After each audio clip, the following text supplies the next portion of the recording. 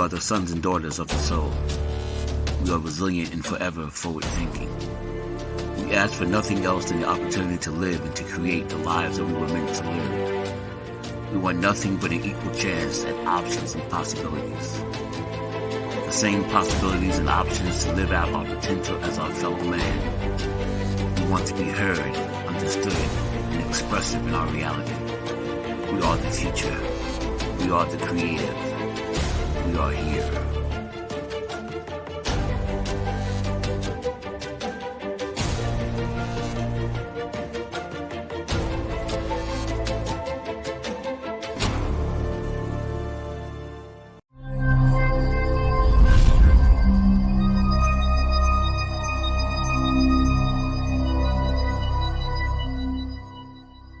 This is Kia Rogers, and you're listening to Urbanology with my dad, Tony Rogers, on WHCR 90.3 FM New York.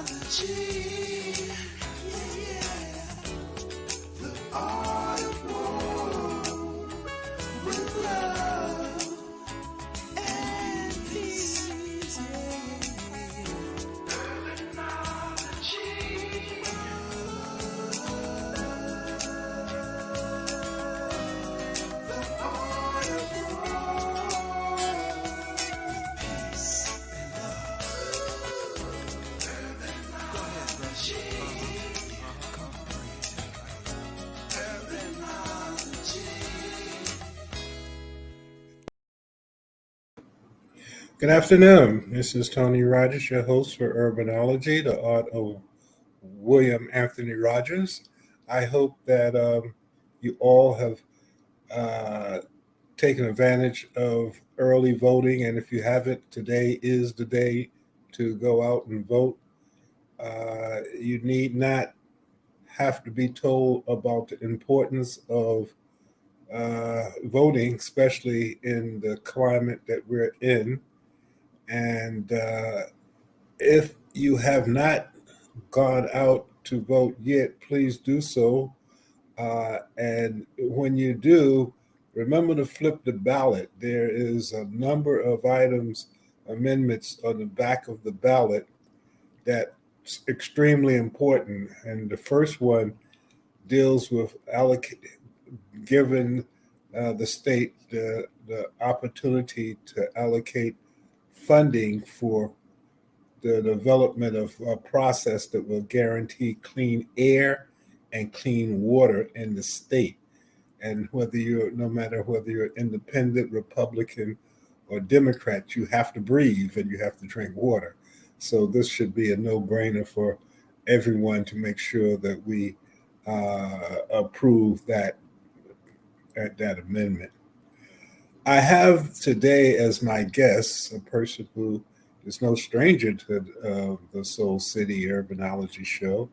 He's been on a number of times because of the important work that he always is doing. And he's a minister, he's a journalist, he's a speaker, he's an entrepreneur, world traveler, and he is again having a major 2-day event at the Brooklyn Navy Yard November 17th and 18th, talking about the economic development opportunities that are available to us as a people. And no matter who you may be, if you're looking for work, this may be a place that you might want to go to. And there's a number of major speakers that will take part in this event. And I would like now to bring on my good friend and a person who is always working to the betterment of the mind, body, and spirit of people, Reverend Reve Dillon. Thank you so much. And Tony, I really want to salute you, sir. It's a pleasure to be with you. Pleasure always to be with you. I love the idea and the theme and the name of the show, Urbanology, and how important that is to our community and our people. And I'm glad you talked about everybody getting exposed to the vote. That is so key, that is so critical. The environmental referendum on the ballot, but also the other three referendums on the New York City ballot. That is really about the way And Reverend Dillon, could you turn your mic up just a bit because it's kind of hard to hear you. Yeah, absolutely. Is Just that any turn the better? mic. Uh, that Yeah, is better because you got a sounds lot good. to say. We want to make sure people hear what you're saying. Yeah, A lot of absolutely. important So, stuff to say. thank you, sir. Thank you. So I'm making the point again about how important it is for the other three items, as well as the environmental referendum on the ballot around racial justice, racial equality in New York City. So flip the Yeah. ballot for that one on the environment, and again the other three that is really about just racial equity in New York City. That's key. And again, everybody get to the polls and vote. So, Tony, thank you, sir. It's good to be with you. Well, it's a pleasure. And one of the things we know that there's still a great deal of unemployment. And one of the things that I always think is worse than the fact that there's a great deal of unemployment is the fact that there are opportunities that many people just don't know about. And that's why I, I always support the insurgents conferences that you do, bringing leaders in the economic, political, and civic communities together to talk about these issues. And I know there's one coming up November the 17th and 18th. So I would like for you to talk to the listeners a little bit about that because there's still enough time, I'm sure, for them to get involved. Yeah, absolutely. And I think to your point, we're in this post-pandemic America. And yes, there is much talk about the abundance of jobs that are available. Unfortunately, oftentimes in this urban context, a lot of these jobs do not work their way into our communities, or we probably do not even think sometimes that we can access them. So this conference is really about access. It's about the diversity of opportunities that are available for those looking for employment. Those and I look at the categories in our community, and I talk about the unemployed, the underemployed, and in many cases the unemployable. And this provides just a platter. It provides a smorgasbord, if you will, of opportunities that are certainly available across the board, and access to employment, access to capital, to start your home-based business, or to expand your brick and mortar business, or any kind of enterprise that you might be in. And all of these other key areas, access to government and corporate contracts. That's why there's so many government agencies that are coming to the table, corporations that are coming to the table. And again, we certainly want to invite every individual. If you're looking to start your own business, already in your own business, looking to become self-employed, and what are the options available around that. Certainly, Resurgence 2022 conference provides opportunities in all these areas. Well, I know you have a wonderful lineup. Of course, we have the mayor because he's a Brooklyn Knight, so I'm sure that he Absolutely, would yes, have to sir. be there, even though during your other conferences, you always had mayors coming. So this is probably coming home from him. My colleague Lloyd Williams, the president of the Greater Harlem Chamber of Commerce, and President Vince Woodrow from City College. And I also see you have a an old friend. I haven't seen him in a while, George Frazier. He'll be talking about becoming an entrepreneur. Yeah, absolutely. And George Fraser, we've gone, we've been around together a long time. We've done a lot of work together. In 2019, he was on a tour of the continent of Africa with us. We've made many stops talking about how we really create what I want to call a Black/African economic renaissance. That's really something that we are deeply committed to. We think it is critical. Now, the fact that the African community, the Black community, whether we're talking about New York City and the New York tri-state area or across these United States of America, have endured the kind of disparities that have left us lagging behind almost everybody else economically.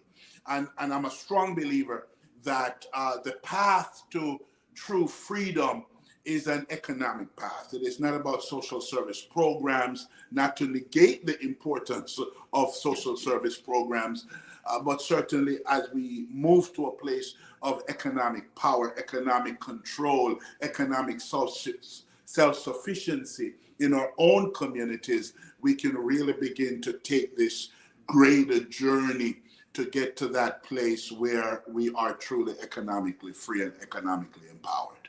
And as you know, I through the Harlem Tourism Board, there's a program that we have now, Awakening of the Sleeping Giant. That's the African diaspora, and we've been working very closely with Senegal and Ghana, and to a certain degree soon with Nigeria, to begin to also allow for individuals to know that there are opportunities in your homeland also that you should at least be aware of, because there's this thought that until the diaspora is awakened, Africa can never not really be free, nor can we. But all of the resources, as you know, because you have a real close connection to South Africa, and have traveled, as you indicated, you know, most of the resources of the world are located in Africa. You know, the gold, the oils, the diamonds, the precious minerals, and the like. And everybody is going there except for us.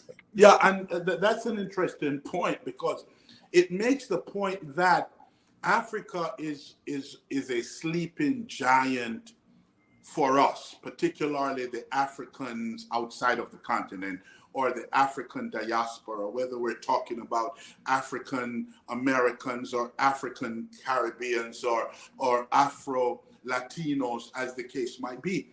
And the fact is that everybody else are there.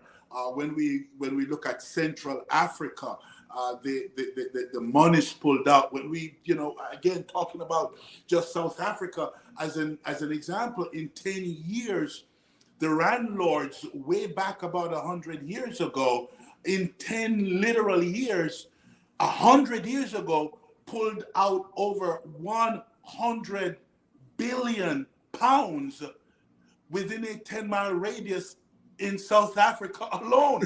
I mean, so we're really talking about a sleeping giant here. And that's why one element of the conference, Tony, is really bringing together many from across the continent of Africa, business leaders. In fact, we've got a couple that are flying in, business leaders that are flying in from parts of Africa like Cote d'Ivoire and South Africa, Kenya, that are actually coming to this particular conference. Because, again, this is the time for the synchronization and the coordination of the African power, whether it is the resources that are based on the continent or it's the consumer power that's based in America, and how we fuse these together so that there can truly be the kind of economic African renaissance that we're talking about. And I truly believe, Reverend Dillon, that you're always on the right track. But in this case, it's really um, um, uh, hitting the bullseye in some of the needs and information that needs to be given, because we sometimes, uh, as I travel and see what's going on in Africa, unfortunately, we only see the bad part. We don't see all of the progress and the things that are going. People are not living in huts anymore in the main, you know. Mm. And what I truly believe is that we're reaching a time where the things that you offer, the information that you provide, sometimes may not be as focused by those who need it, because they, in many cases, have to understand who they are. Mm. And Mm. one of the things that I started talking to people about is that we get caught up in African American or Caribbean American, but more so African American, because at least Caribbean American, there has been some more history that you can point to. But as African American, if that's all that you're saying that you are, you only have 4 years of heritage. But if you are Caribbean or uh, uh, African American, and you say that you're an African, your your lineage goes back to the beginning of time, and there's a difference. There's definitely a difference than saying, "Hey, you know, I can trace myself back to the slavery," which you can't do because they erased all the records. But to know that you have to travel there like you to understand civilization started in Africa. Yeah. Theoretically, we're all Africans, but nonetheless, that's a different perspective that allows for you, I believe, to take advantage more. Once you begin to understand who you are, it gives you more incentive to take advantage of the 2 days, especially these 2 days. Yeah. You understand that this is not a gift. This is something that, in many cases, uh, they gave the Japanese, I think, 200,000, $2,000 a piece or something like that, based on their incarceration. There was the government paid because of the injustice that they received. We're still trying to get reparations. Look what happened to us. Yeah, yeah, absolutely. It's interesting because as you're saying this, and this is so key for us to understand that when we look at the historic disparities, when we look at the layers of injustices that Africans and blacks in America, blacks in the Americas, as I would rather say, have suffered and endured over the years. Oh, how critical and important, to your point, for us to learn how we need to come together more, find ourselves in the same room and in the same spaces more often, not just talking about these things, but certainly moving in an aggressive direction at solution. To your point again, yes, most times when we hear about Africa, we're hearing all the bad stuff, and the whole idea is to keep us on Away. and to keep us in a reactionary mode, Mm-hmm. while all of the other people, all of the other nations are now proactively moving into Africa as they are moving into African American, African Caribbean communities in the Americas for the very purpose of pulling out all the resources, because that sadly makes a lot of sense to them and for them. So I think it's key for this journey to take on a new spirit of revival. And as you talk about the sleeping giant, Africa as a sleeping giant, the other sleeping giant, I believe very strongly, is the Black church. And I believe that as the Black church as a sleeping giant wakes up and elevate our agenda beyond what I call the pie in the sky, meet me in the sweet by and by theology, and begin to focus more on the journey of empowerment, the journey of economic freedom and liberation. Take this beyond just political power into a place of economic control. I think we'll begin to see the shift and the changes that are necessary, not just to give Black people in America and the Americas a greater degree of freedom, but certainly it is the path for us to journey to free the continent of Africa. And it's vice versa too, because the colonizer was effective in Africa also. Because just as we see them in a certain way, when I walk in Senegal, they think either I'm a basketball player, a sports athlete, or a rapper, or in the movies. Because from all that they see, they don't really understand that we're like them, which is the important thing that I see, to begin to have the people who are on the ground meet the people who are on the ground, not necessarily those who represent them, because many of them have been, trained and I guess you can say, not brainwashed, I would say, but in many cases colonized to think in a certain way, like the colonizer. But you made a great point as relates to the church, because at one time that was the only thing that allowed for us to bring ourselves together. The foundation of most of the music, the singing, and some of the singing was used, as you know, wade in the waters, because the dogs can't catch you if you go into the water. So the songs are messages that allowed for us to go, but the only gathering that we were able to deal with was the church, which is why most of the resurgence and most of the information that came out, people, whether it was Nat Turner or Denmark, they were all focused on that concept. So you're absolutely right. That has been, even though the colonizer kind of changed it around to make him look better than us,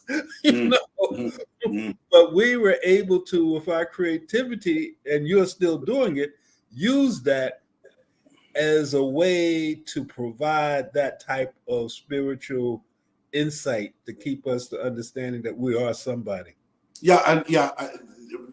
Very key. And for us, what's really key as we talk about the Resurgence Conference, and invite and encourage everyone to just go to the website resurgence2022.com and register to attend and to participate. Here's for us what some of the key elements are. It is, number one, understanding the power of the church coming together. You want to get elected, you find your way to the Black church. Almost everybody utilize the church to facilitate where they need to go, or what they need to accomplish, political power, political growth. Our conviction and commitment here is simply this, that the same way, and I don't want to get into deep history because of maybe the limited time we have, and the fact that some folks may only get part of the information and may walk away with the misunderstanding. But the fact of the matter, it was the European church that created and facilitated the colonization of Africa and the rest of the world. Exactly.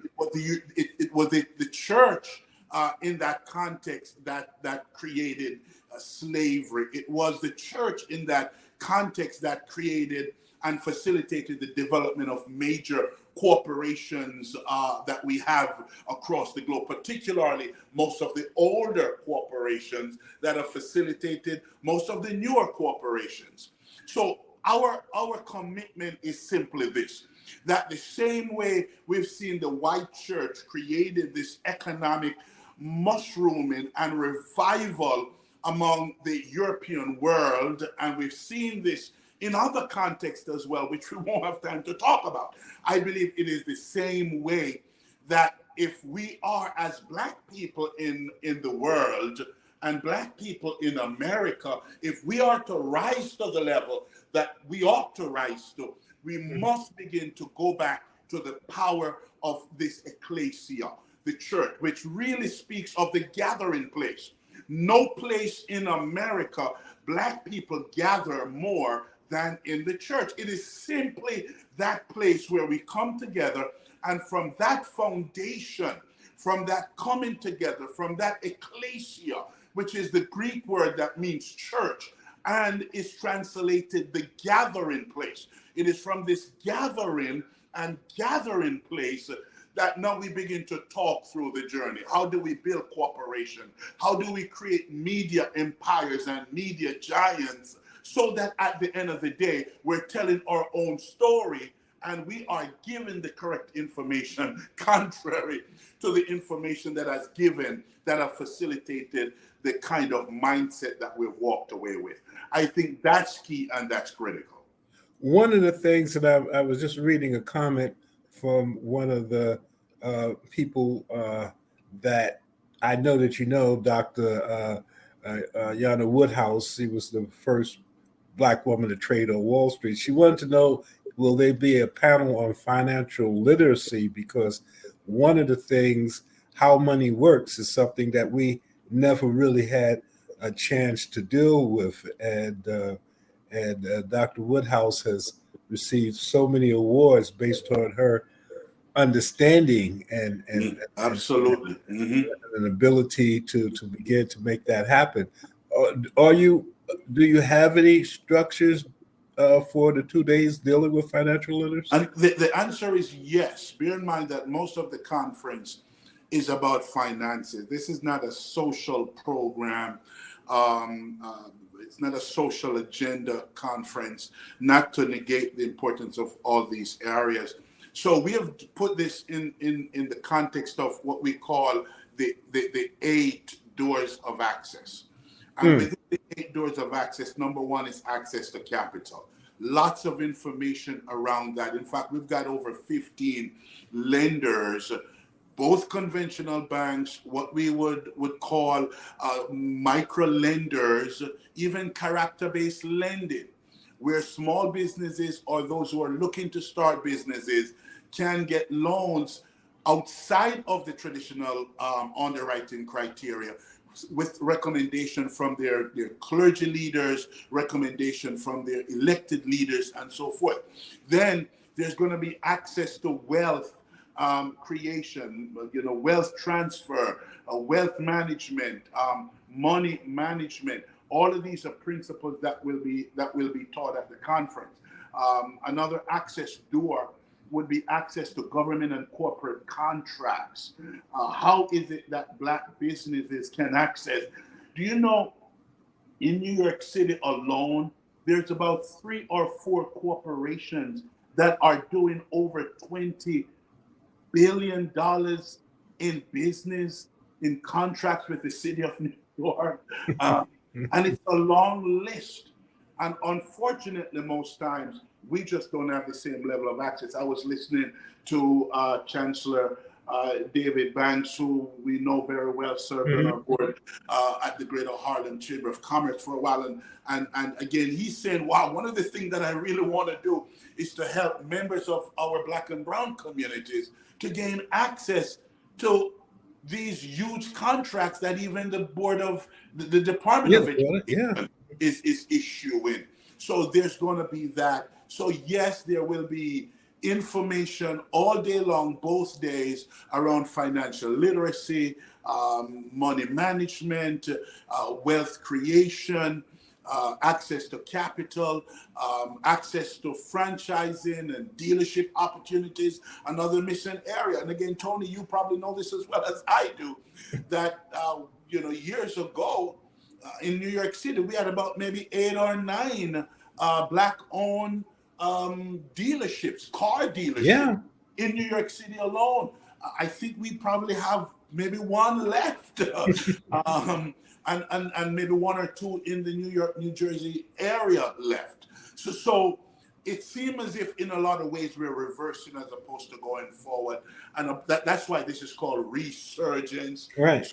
our commitment is to create a research, and that's why we certainly want to encourage everyone to register at resurgence2022.com and make your way to this conference. And I'm glad that Dr. Woodhouse is listening, because I'm sure she would be a tremendous compliment to whatever panel, whatever you're doing there, based on her knowledge. So I'm happy to hear her be in this dialogue, as well as others, which is why we're having this dialogue to begin. And I would absolutely love that. If I could just give her, and for everyone, my email address, publisher@nychristiantimes.com.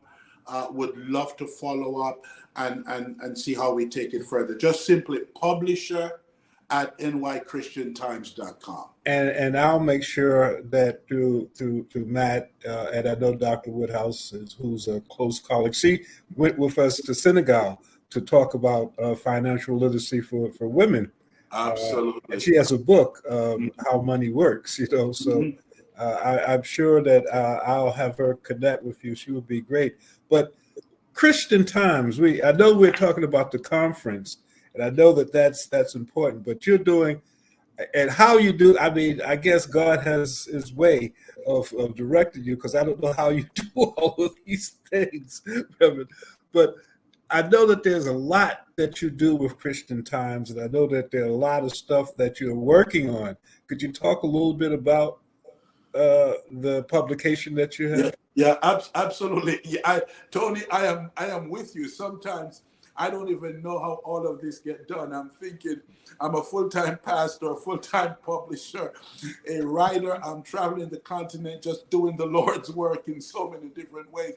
But yes, the New York Christian Times, and again, those who remember 4 years ago, we brought back the United Negro College Fund and hosted a telethon after the United Negro College Fund. Haven't had telethon in a long time.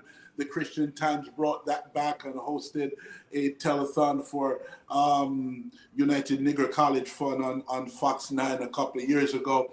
And just so much, we are certainly a strong partner and so committed to the work in Harlem with the Greater Harlem Chamber of Commerce. We've done quite some work around education, around just the COVID-19 pandemic, and we brought in Rite Aid, and we were the one who negotiated with Pfizer and got them to organize with us these educational sessions and workshops so that our community can be informed. So we say oftentimes that the Christian Times is more than just a printed newspaper and a publication that you can also find online at nychristiantimes.com. The bigger commitment for us is really, I'm bothered and troubled by the weakness of media outlets that are Black owned and operated, particularly in the New York media. And as print publication began to lose their way a couple of years ago, as we deal with this surgence and resurgence of the internet movement, we struggle to stay alive because we really know that it is so important that the Black community have a voice, and we've been a voice and certainly committed with the more than 4,000 churches that we're distributed to around the New York area, and we're staying faithful to the mandate that the Lord has laid before us.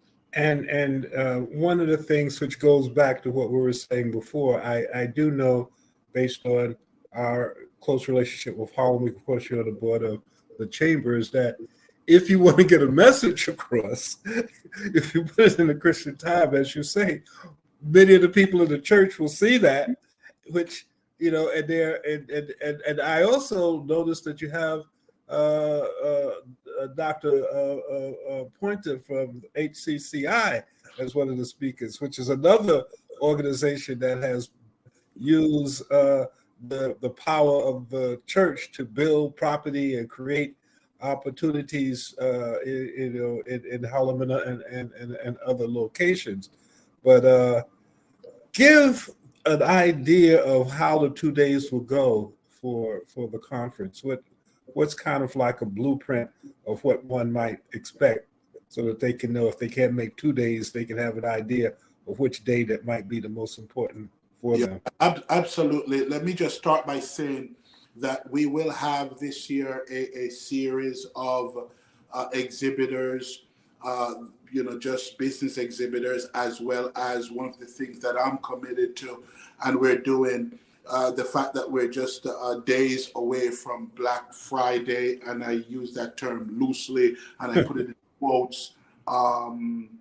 Certainly, it's a time when we, as consumers, and yes, Black people overconsume, and we outspend every other race of people in New York City.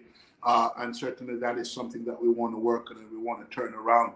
So yes, we want to provide opportunities for Blacks in the retail space to be there, to be able to share their products and services. So that will be available, and we're certainly open to anyone who want to be a part of that. We kick this off with the first plenary.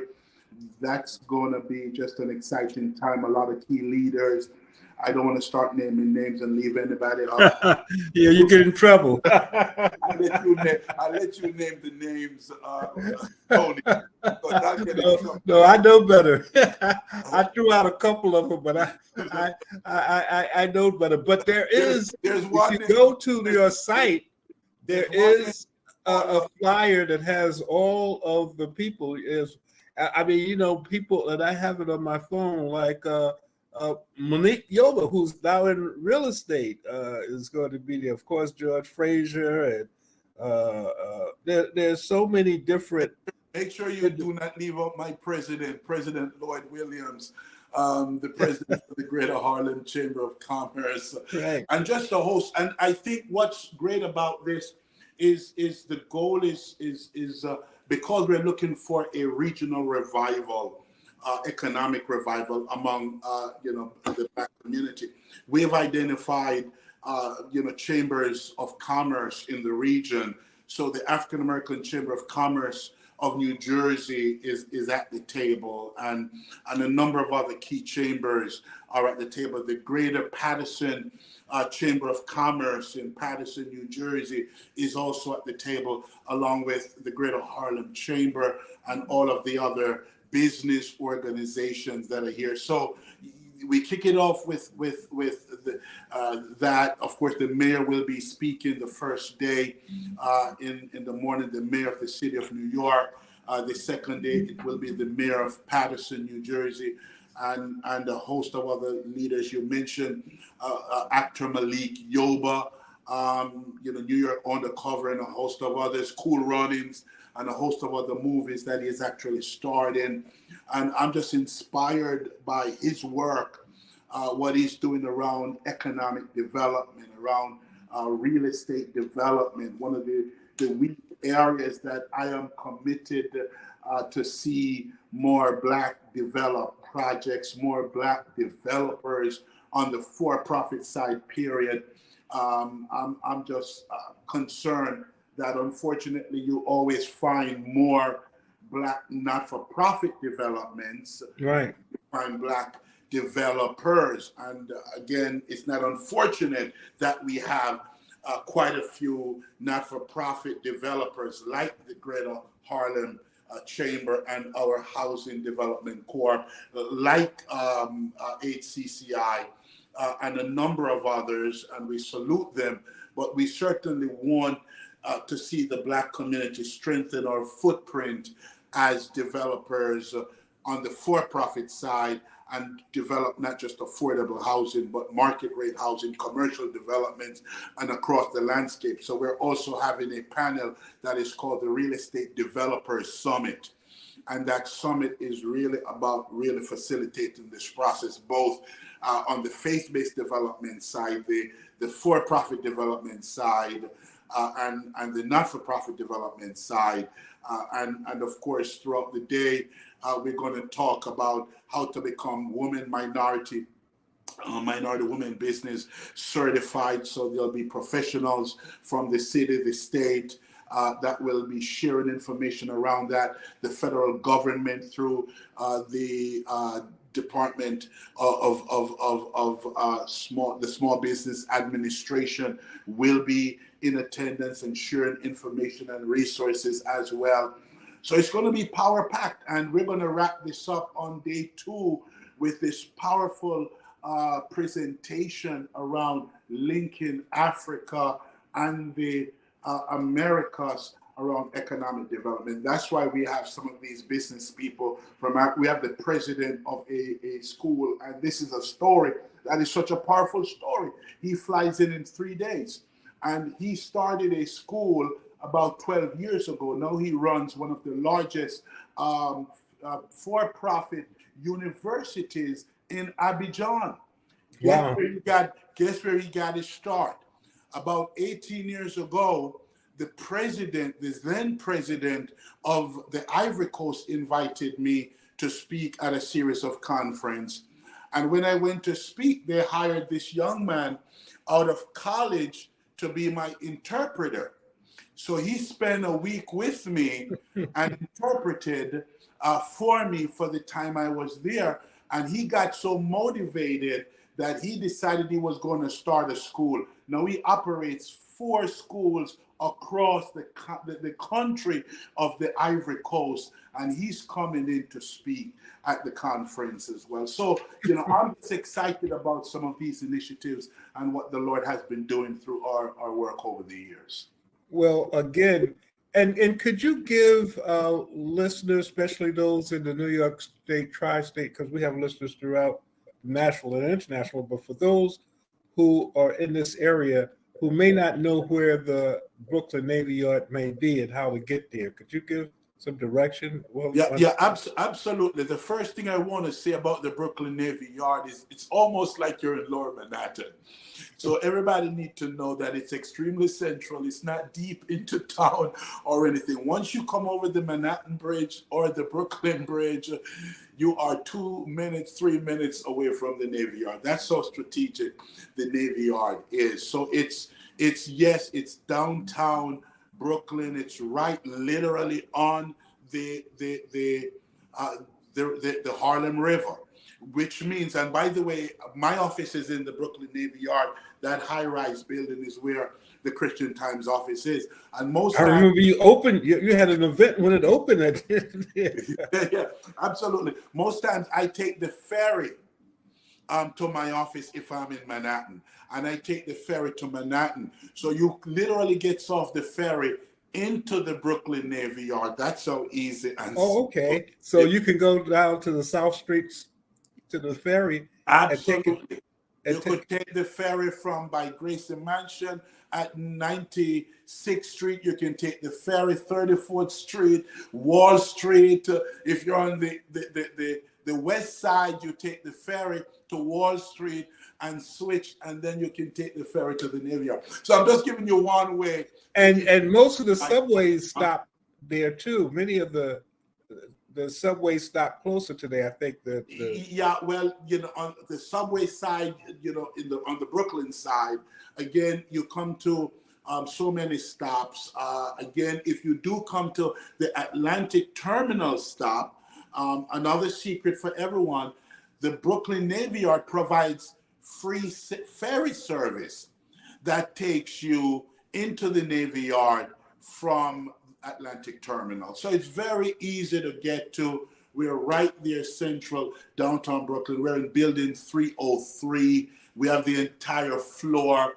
It is a great space for conferences, and hopefully we will utilize every inch of that space as we really come together and talk about this resurgence movement. What about parking? Is there places where people, if they plan to drive, since it's so close, are there any recommendations? Yes, there's a parking lot that's below where the conference is.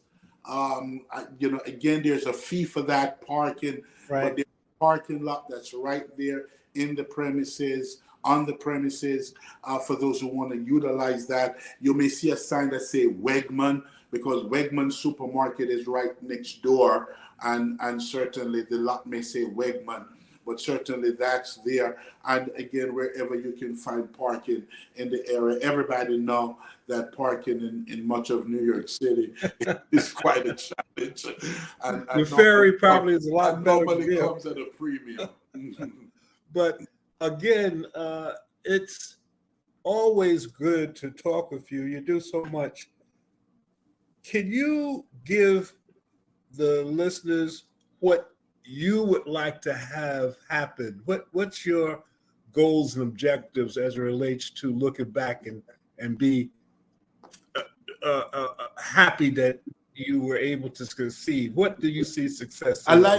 I love that question, and it's a question for which we have very specific answers.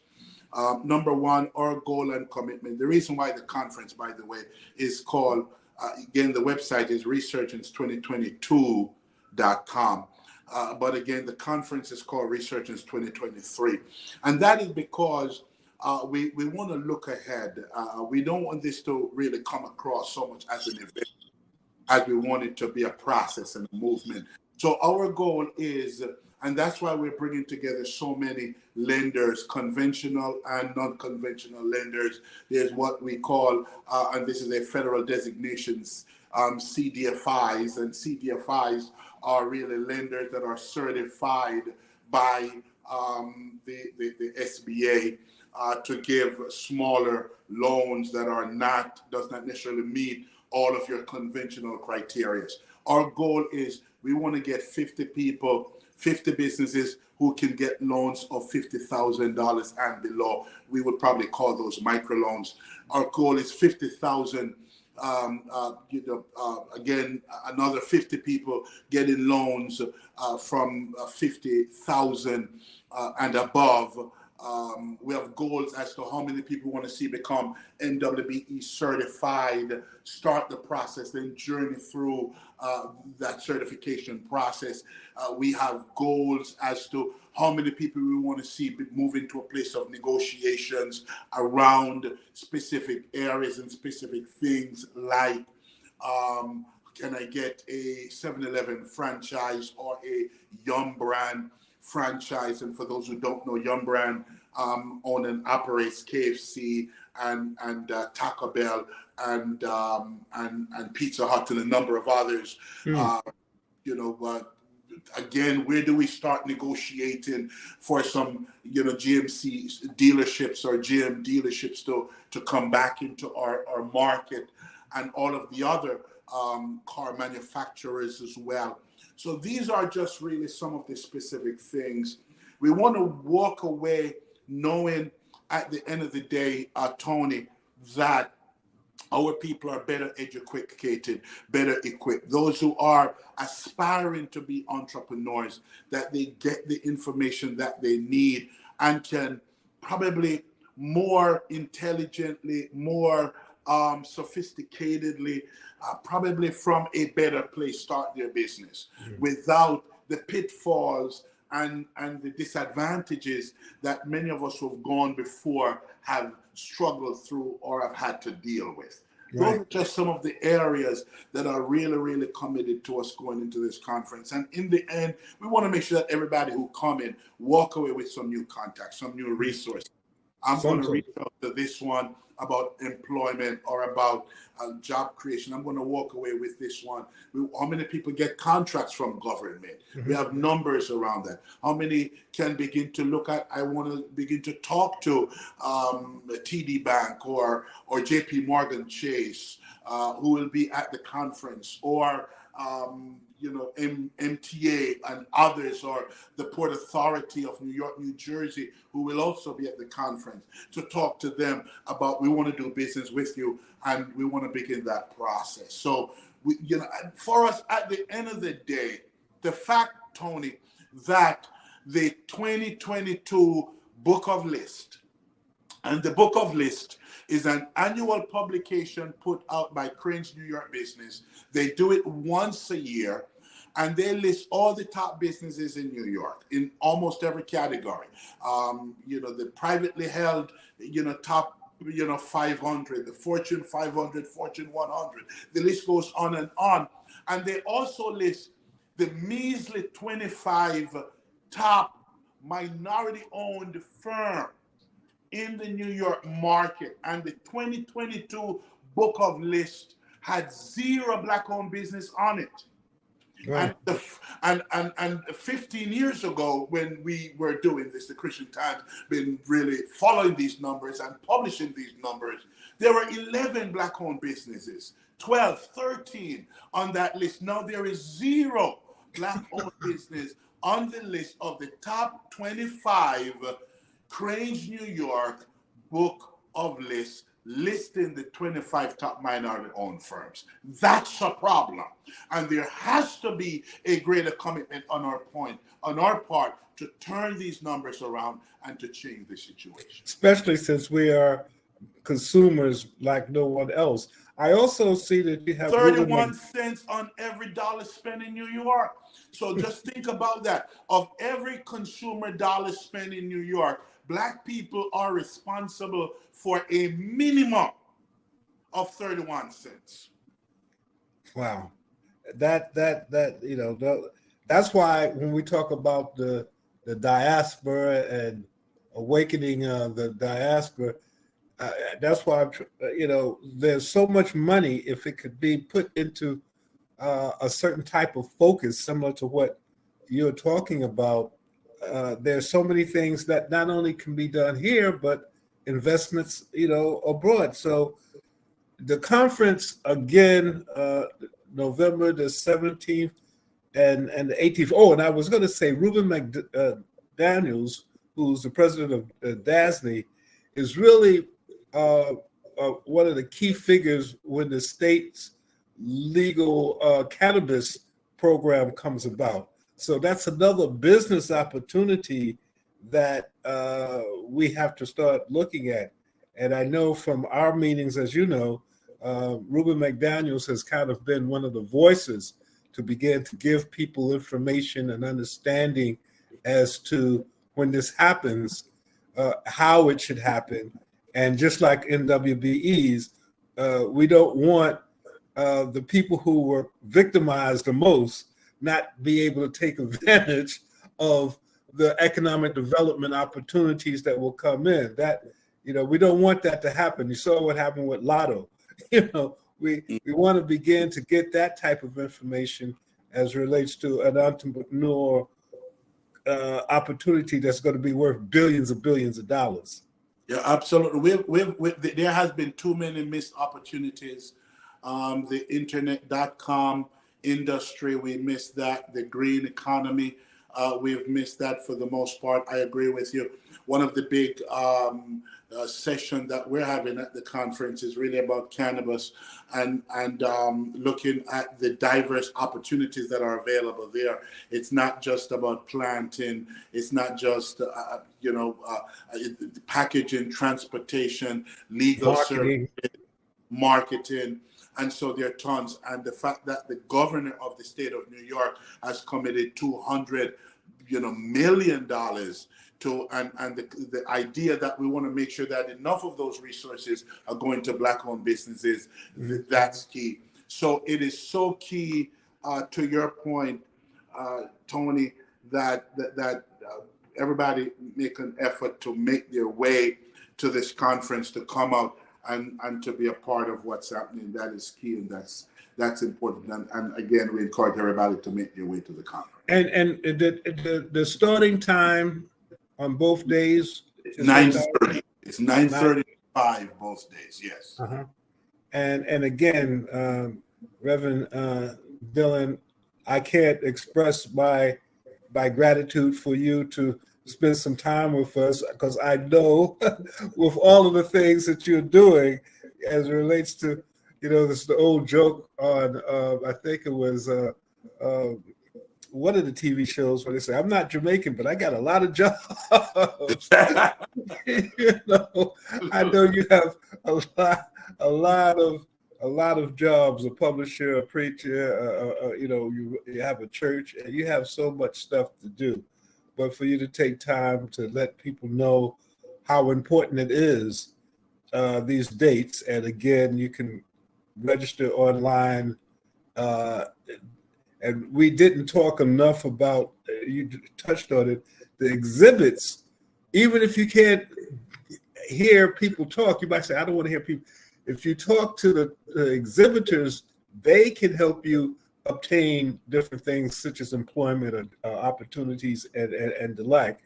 And these are the things that, as I said at the beginning of the show, it is bad that we do not have what we deserve based on our abilities and what we contribute in taxes to the state of New York.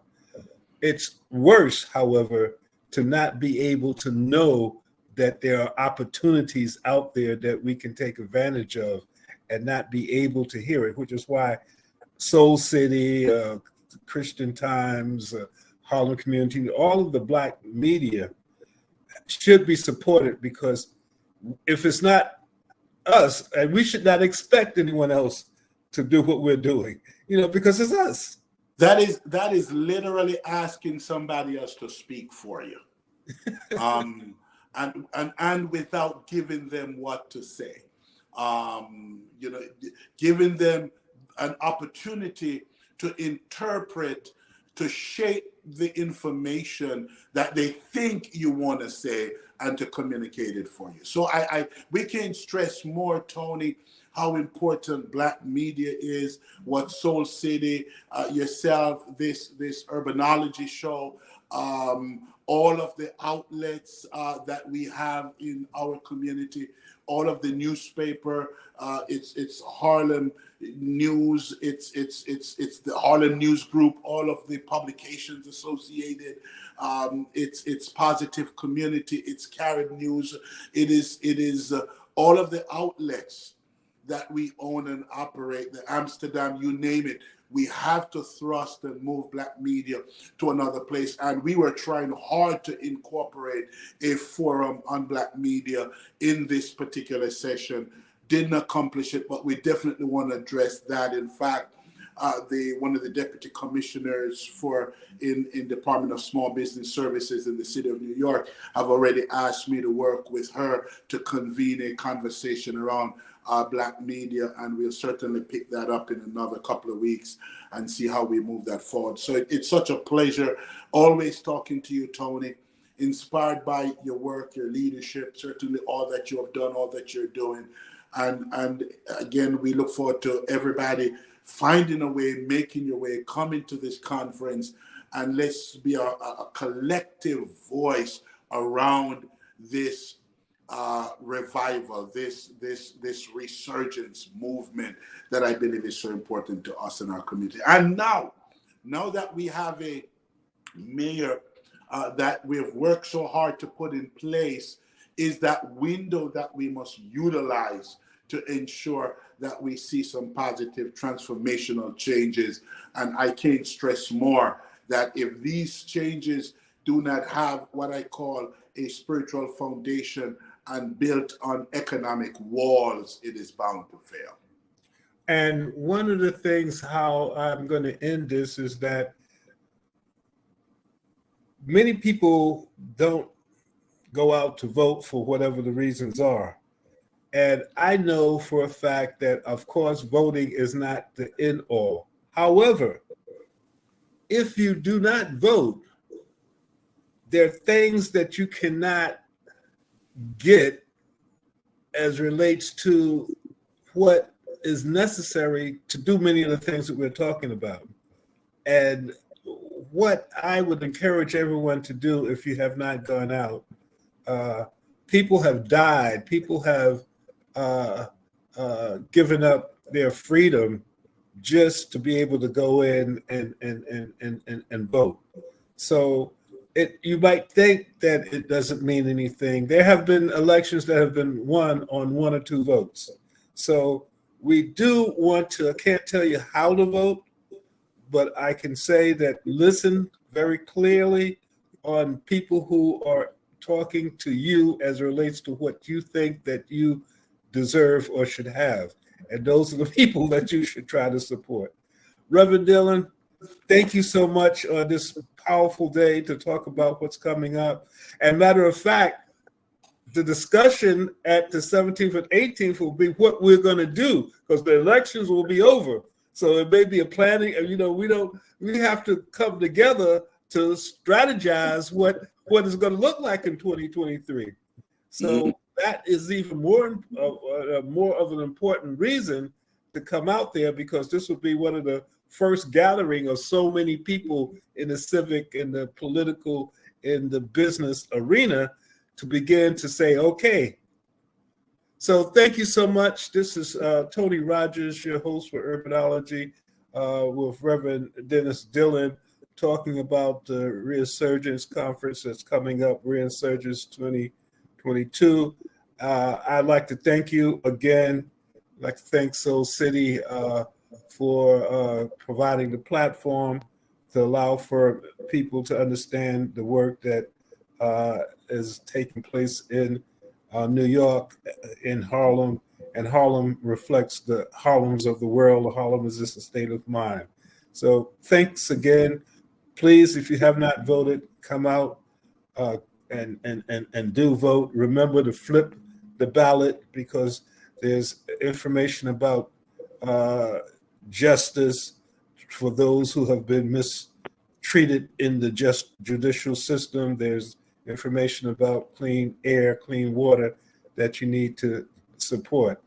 And thank you. It's about time for me to say so long, and I appreciate you, Reverend. We'll be talking to you soon, and we'll seeing you even sooner at All Take right. care. Take care. All right, there. And that brings us to the end of our show today. I again urge you to support Soul City, Harlem Community News, Christian Times, Positively New York, Amsterdam News, Carib News. Those are the papers that allow for us to speak to you and give you information that you might not get from others. But that's our responsibility to do that. So until next week, thank you so much for spending some time with us, and we hope to see you again. Matt McCoy, Jasmine Pfeiffer, all of the Soul City team, thank you for your help. Take care. Bye. This is Kia Rogers, and you're listening to Urbanology with my dad, Tony Rogers, on WHCR 90.3 FM New York.